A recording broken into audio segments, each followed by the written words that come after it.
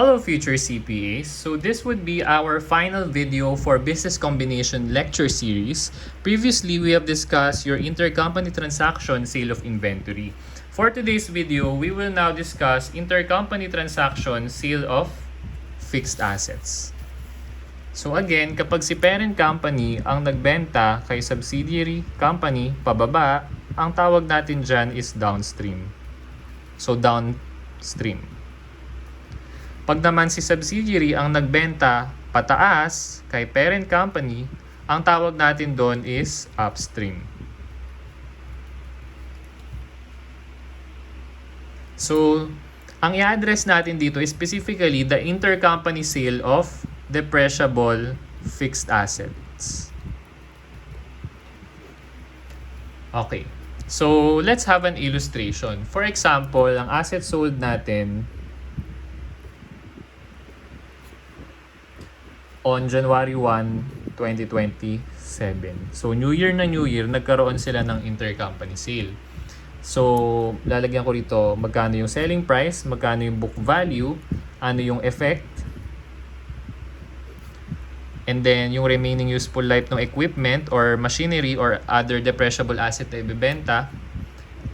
Yan. So, for example, downstream muna tayo sa una nating illustration. So, si parent company nagbenta ng equipment kay subsidiary company at a selling price worth 600.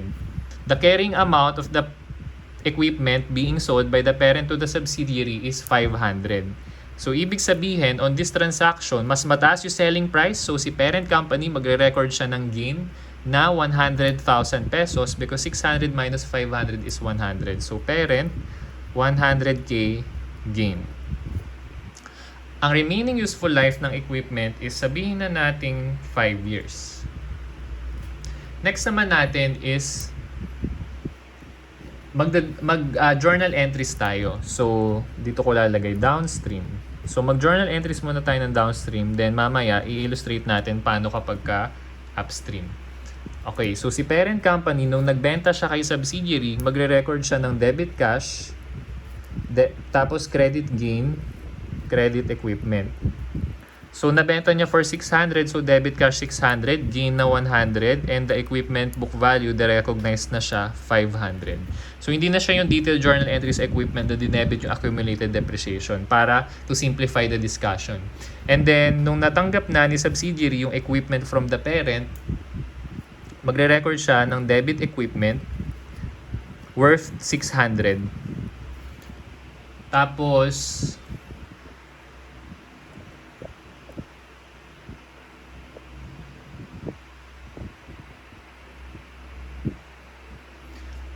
mag-credit siya ng cash na 600.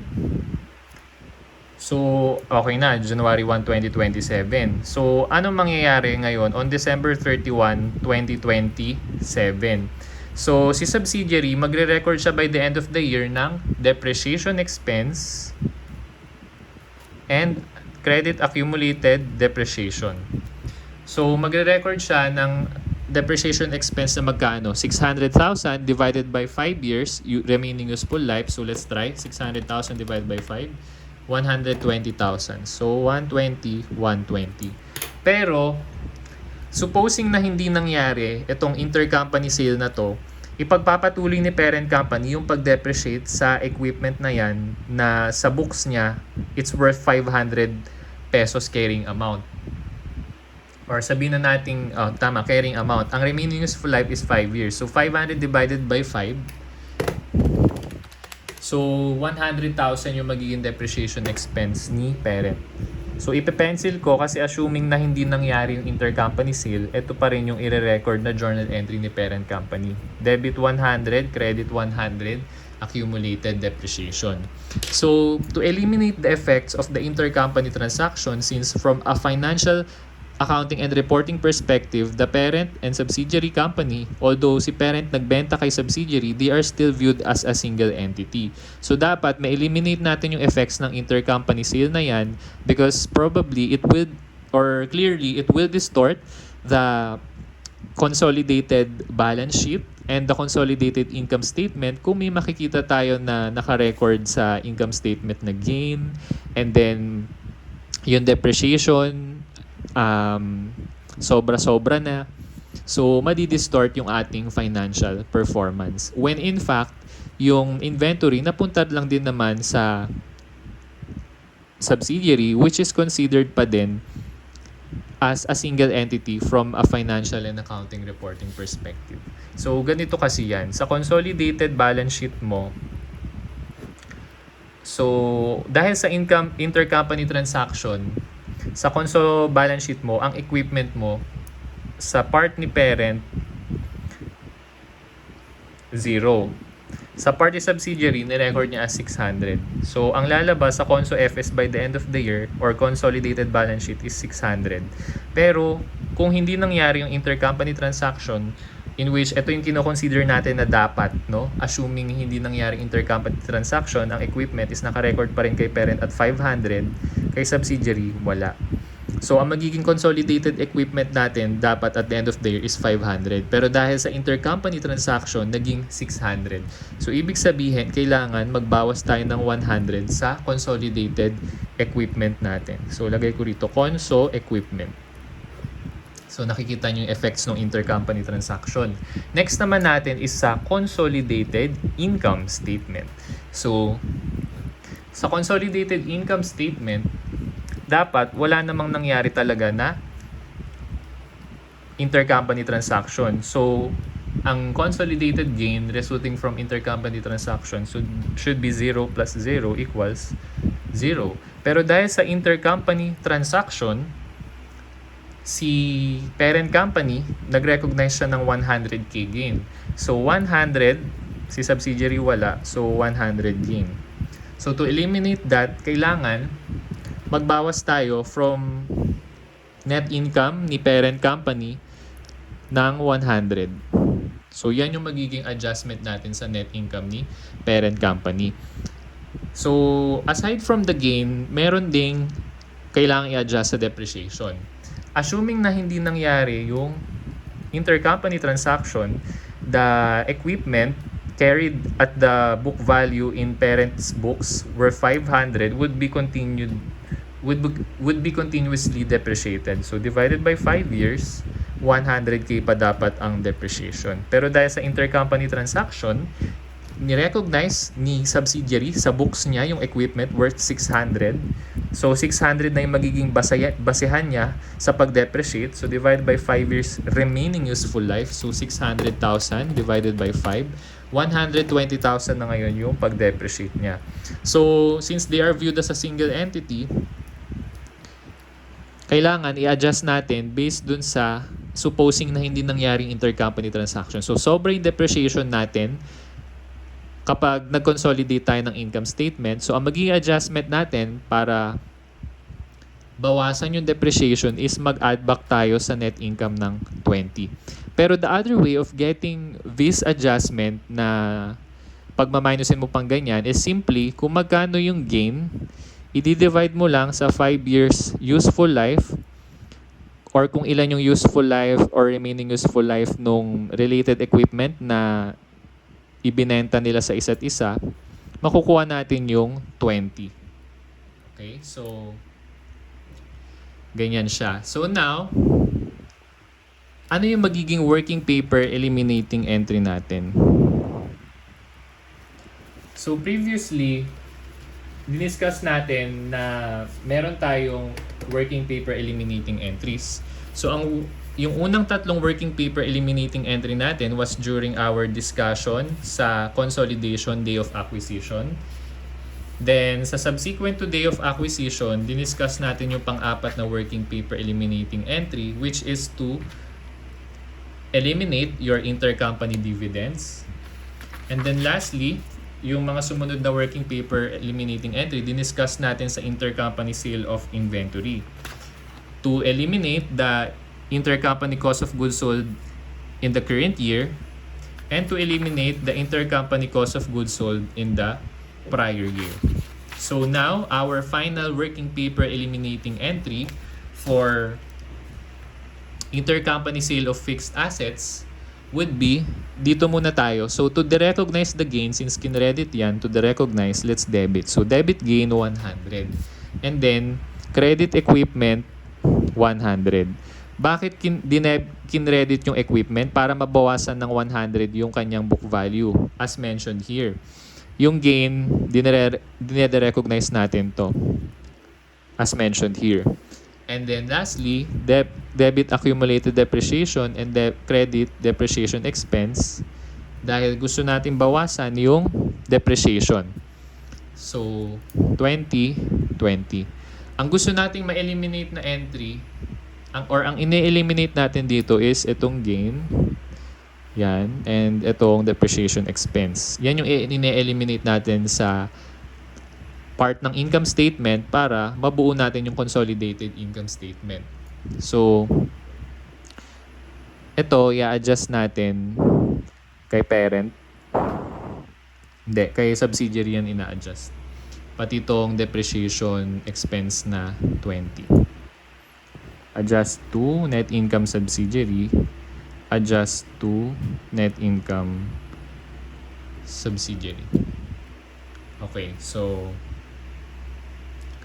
halimbawa, ang unadjusted net income ni subsidiary is 1 million. So, net income subsidiary. Kay subsidiary natin ina-adjust. Hindi. Kay parent company natin to pala i-adjust kasi downstream siya eh. So, wait lang. Sorry for that.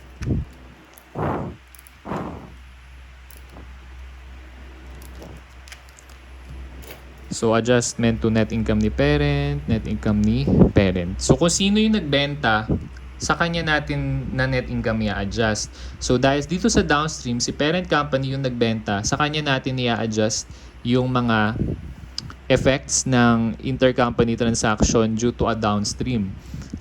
Okay, so for example, ang unadjusted net income ni parent is 1 million. So, due to the downstream, let me refer to our prior discussion sa subsequent to date of acquisition. So, on our formula, again, yung downstream adjustment kay net income ni parent and yung upstream adjustment kay net income ni subsidiary. So, yung down natin, i-recognize natin yung 100k na gain na ni-recognize ni parent, and then, saka natin i-recognize yung 20. So, 1 million minus 100 plus 20. 1 million minus 100 plus 20 is 920. So, ang adjusted net income ni parent would be 920. Pwede mong isipin in this way. Di ba yung gain din recognize, so minus yung 100. Pero since from January 1 to December 31, dumipas na yung 1 year, yung portion ng 20 dito sa 100 is pwede nang i-recognize ni parent as a gain. Kasi nga, na-consume na ng subsidiary, which is yung pinagbentahan niya, yung economic benefit nung equipment.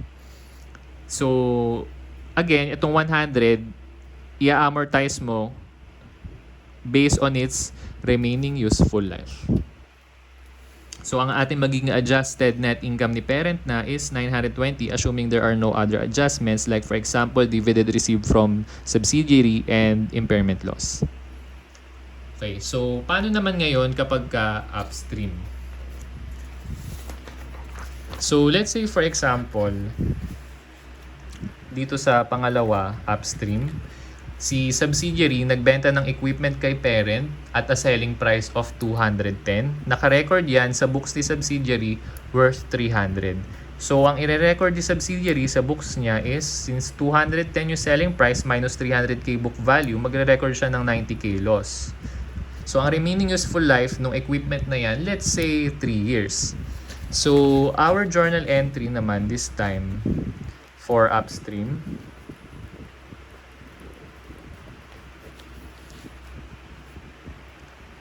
so, si subsidiary nagbenta kay parent, so mag-record siya ng debit cash, etong 210. Magki-credit siya ng equipment, etong 300. So, ibig sabihin, nag-record siya ng loss na 90. So, nung natanggap ni parent yung equipment, magre-record na siya ngayon ng debit equipment, 210. And then credit cash, 210. Ngayon, December 31, 2027 na. So, assuming na today is December 31, 2027, si parent company, magre-record na siya ng depreciation. So, depreciation expense, accumulated depreciation. So, 210 divided by remaining useful life of 3 years. So, let's try. 210 divided by 3 years. 70,000. So, ang i-record ni parent is 70,000. Pero assuming hindi nangyari yung upstream transaction, the subsidiary will continue to depreciate the equipment at a carrying amount of 300k. So, 300k divided by 3 years.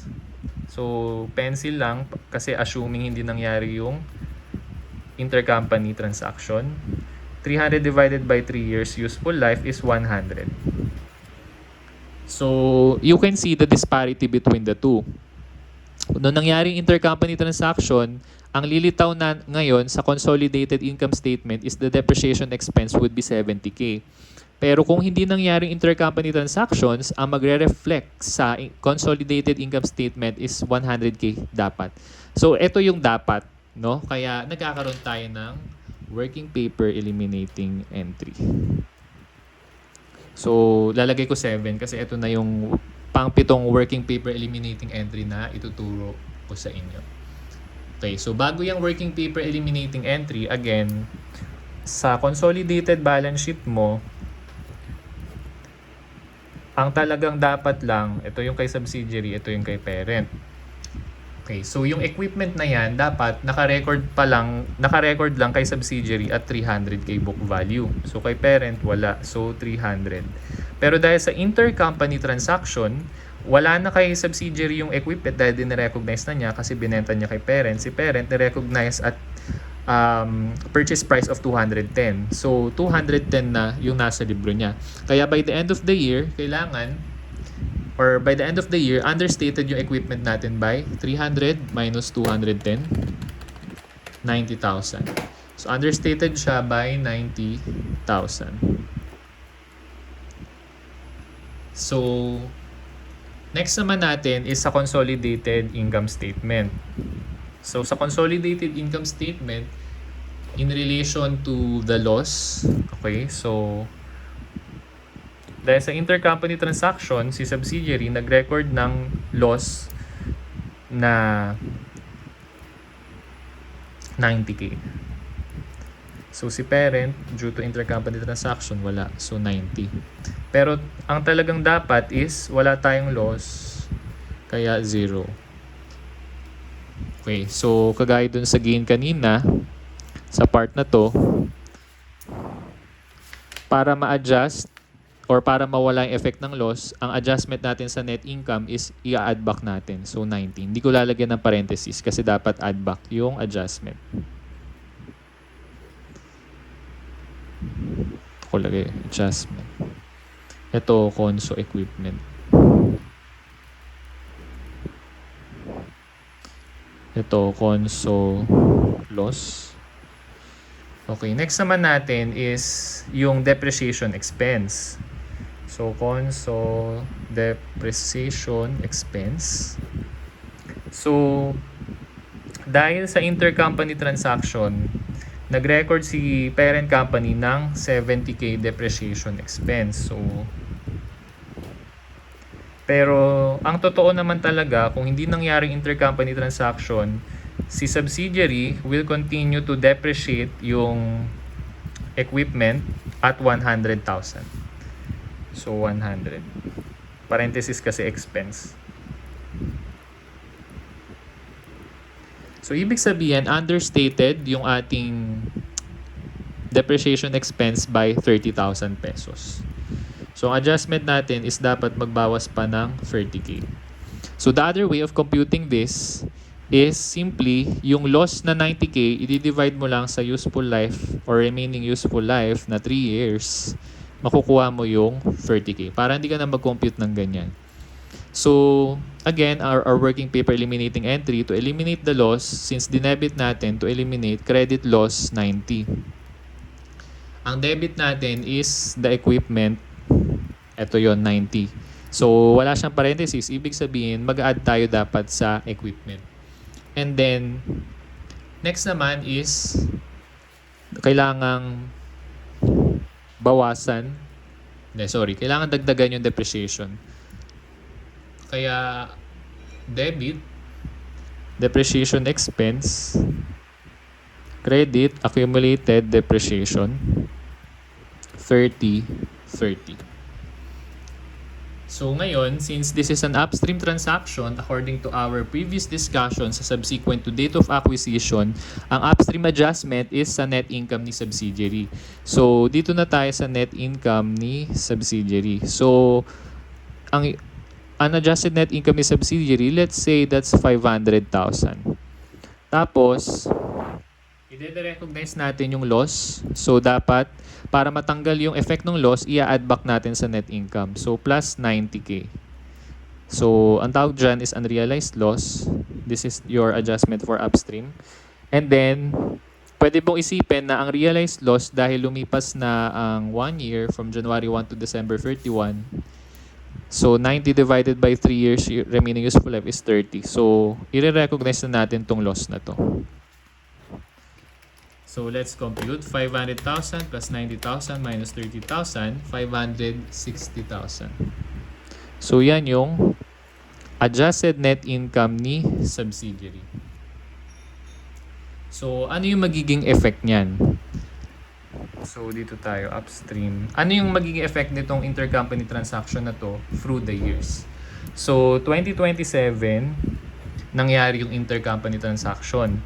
So, si subsidiary, nag-recognize siya ng loss na 90K. Pero, by the end of 2027, on December 31, 2027, nag-realize na siya ng loss na 30. Tama, wala dapat to parenthesis kasi ang adjustment is i-add back siya.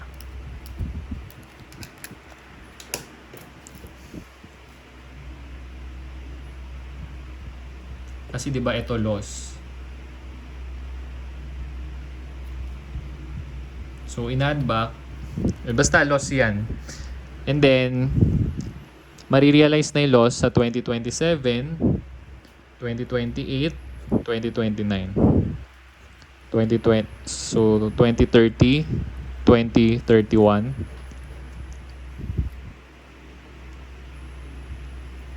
2032.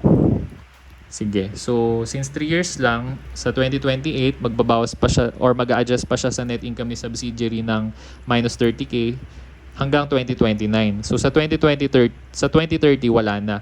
Doon naman kanina, sa downstream transaction natin, nag-recognize si parent company ng 100K gain. So, 100.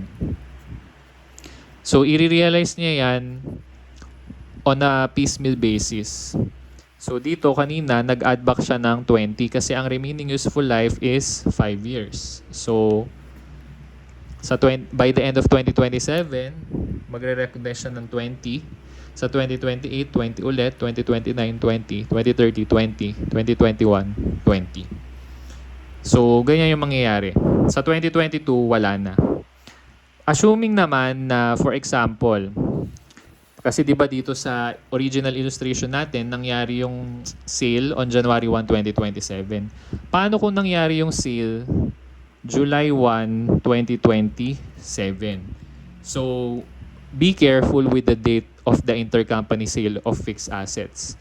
Kasi pag July 1, 2027 yan, yung 20 dito, ita times mo pa sa 6/12 kasi from July 1, 2027 to December 31, 2027, that's 6 months. July, August, September, October, November, December.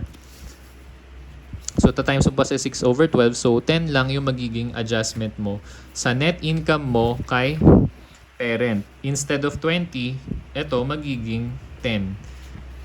Assuming July 1, 2027 nangyari yung intercompany sale of fixed assets mo.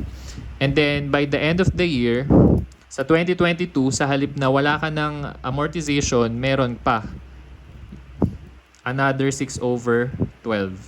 So pag inad mo to 20, 40, 60, 80, 90, 100. So fully amortized na yung 100, 100K gain noong 2027 by the end of 2032. So, aalamin mo din kung sa problem, merong intercompany sale of fixed assets during the prior year. So, magkakaroon pa rin yun ng effect sa current year. So, that's our discussion for sale of fixed assets or intercompany sale of fixed assets downstream and upstream. Basta tatandaan nyo lang, itong mga to, adjustment yan to net income. Pag downstream, adjustment yon sa net income ni parent. Kapag upstream, adjustment yon sa net income ni subsidiary. Kung sino kasi yung nagbenta, sa kanya i-adjust. So, don't forget yung time element. So, now let's proceed to our final problem for our business combination series. Intercompany sale of fixed assets. So, let's read muna yung hinahanap sa atin. Number 1, net income attributable to parents' shareholders' equity. Number 2, net income attributable to NCI. And number 3, non-controlling interest in net assets. Or basically, yung NCI balance at the end of the year. On January 1, 2027, Pandan Company purchased 80% of the stocks of Sago Company. First bullet, all of the assets of Sago Company during the date of acquisition were stated at book value except for an equipment of Sago Company which is undervalued by 100,000 pesos. Again, according to PFR's free acquisition method, step number 3, recognize the assets and liabilities of the subsidiary at acquisition date fair value. Since sa book value ni Sago Company, compared sa fair value, undervalued daw sa 100K, dapat mag-add tayo ng 100K. So, since mag-add tayo ng valuation ng equipment, madadagdagan din dapat yung depreciation. So, ang useful life daw ng equipment is 10 years. So, yung 100K divided by 10 years useful life, ang madadagdag sa depreciation is 10K. So, ang magiging adjustment natin sa net income ni subsidiary is minus 10K para madagdagan yung depreciation. Second, the stockholders' equity of Sago Company on this date showed 1,560 plus 1,340.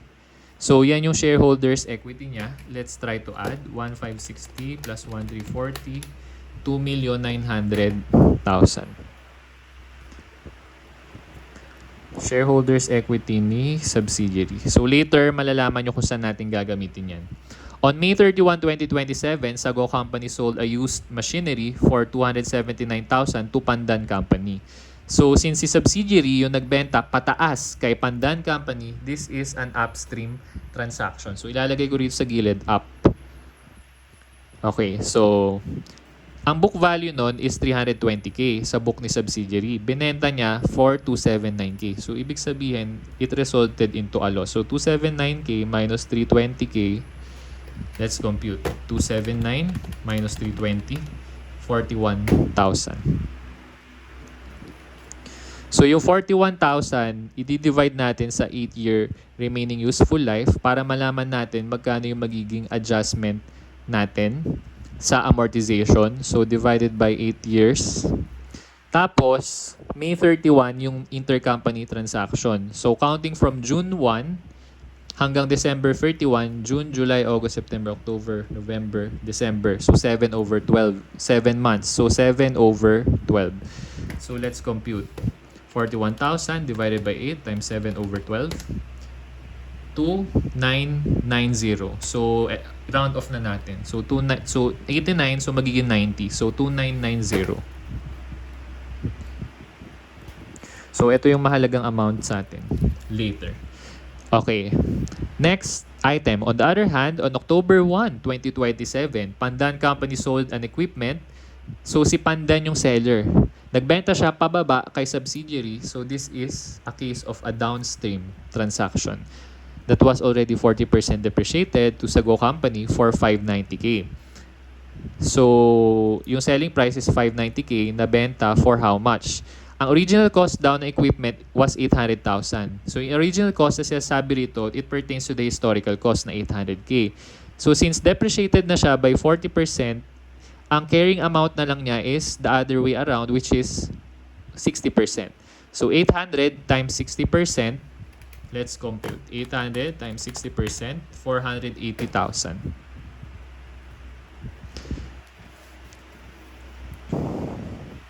So, ang nirecord na gain ni parent company or Pandan company is 590,000 minus 480,000, 110K. So, yung 110K, i-amortize pa niya yan every year. So, 110K divided by remaining useful life of 5 years. Tas, since October 1, 2027 nangyaring intercompany transaction counting from October to December 31, October, November, December, that's 3 months. So, ito times pa natin to sa 3 over 12. So, 110,000 divided by 5 years times 3 over 12, 5,500. So, mahalaga sa atin to amount na to, tsaka itong 110 liter. So, let's continue. During the end of the year, Pandan Company and Sago Company for 2027 provided the following information. So, meron pang dividend income. Ngayon, on the consolidated financial statements, provide the following. Net income attributable to parent shareholder and attributable to NCI. So, let's begin. Dito muna tayo sa net income ni parent. So, ang unit natin is itong 910,000. Tapos, ang adjustment natin is yung dividend received from the subsidiary. So, 225,000. So, ang share ni parent dyan is 80%. So, 225,000 times 80% is 180,000. So, dapat kabisado nyo na yung formula. So, 180,000. So, eliminate yan. Next naman natin is yung sa downstream transaction natin. Again, yung downstream adjustment sa net income ni parent yan. Kasi si parent company yung nagbenta. So, since 110K gain, kailangan i-recognize ni parent yung gain. So, downstream. So, minus 110K. Kapag gain, kailangan tanggalin. So, minus. Pero yung amortization ng gain is 5,500 pesos. So magpa-plus tayo ng 5,500 pesos.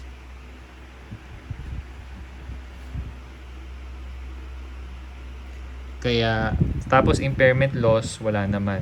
Kaya ang magiging adjusted net income na ni parent is, let's compute.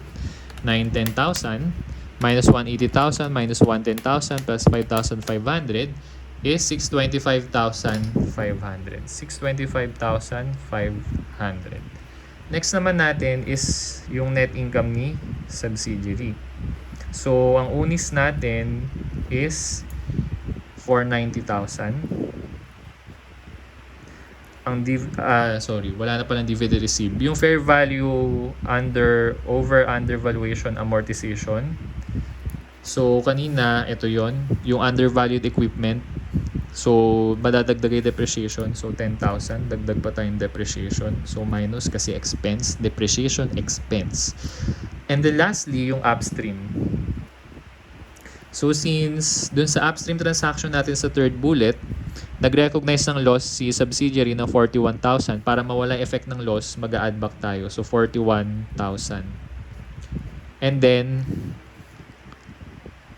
yung amortization ng loss is 2,990. So, pwede na natin i-recognize yung 2,990 na loss. So, impairment loss, wala naman. So, let's compute. 490,000 minus 10,000 plus 41,000 minus 2,990. So, our adjusted net income ni subsidiary is 518.10. So, anis 518.10. So, sabi rito, ang tinatanong, net income attributable to parent shareholder equity. So, 518,010 times 80% controlling interest. Let's compute. 518.10 times 80%. 414,408. So, 414,408. I-add natin dito sa ANIP. So, ANIS, controlling interest, 414,408. So, 414,408 plus 625,500, 103,9908. So, 103,998. So, ito na yung consolidated net income attributable to controlling interest. So, our answer for number 1 is 103,908. Next naman is net income attributable to NCI. So, yung 518.10 na net income ni subsidiary, i-times lang natin sa 20% NCI. Since 80% ang controlling interest, it follows that 20% ang NCI. So, 518.10 times 20%, 103,602. So, our answer for number 2 is 103,602. And lastly, number 3, NCI in net assets. So, NCI. So, kapag kami ganyan and then wala namang details tungkol sa consideration transferred, fair value ng NCI nung date of acquisition, dito natin kukunin niya sa stockholders' equity ni subsidiary. So ang assumption natin, di ba, shareholders' equity is equal to net assets. So, ang net assets nung date of acquisition is 2,900,000. Ito times natin yan sa NCI na 20%. So, ang NCI natin nung date of acquisition is 580,000. So, lalagay natin dito sa NCI 580,000. Ano yung makaka-apekto sa NCI? So, una, ito, meron tayong net income. Ang share ni NCI is 103,602. So, add natin dito sa credit. And then, nag-declare si subsidiary ng dividends worth 225,000. Ang share dyan ni NCI is 20%. So, 225,000 times 20%, 45,000. So, nung nag-declare ng dividend si Sago Company, mag-share si NCI in a way na magde-debit tayo sa kanyang T account. So, minus yan. So, 580,000 plus 103,602 minus 45,000, 638,602. So, our answer in NCI net assets on December 31, 2027 is 638,602. Hindi sinabi na December 31 pero dahil sabi on the Conso FS in 2027. Ang preparation ng Conso FS is on balance sheet date. So, without any statement to the contrary, December 31 ang balance sheet date. Kaya kahit hindi nakalagay dito na December 31, still, you have to compute for the ending balance kasi baka mamaya ito yung isagot mo. So, magkakamali ka. Alright, so that concludes our discussion for intercompany sale of fixed assets and ultimately our discussion on the whole business combination series. Thank you so much for watching all of our videos on our business combination series, and invite your friends and classmates to also watch our business combination series. Goodbye for now and good luck, future CPA.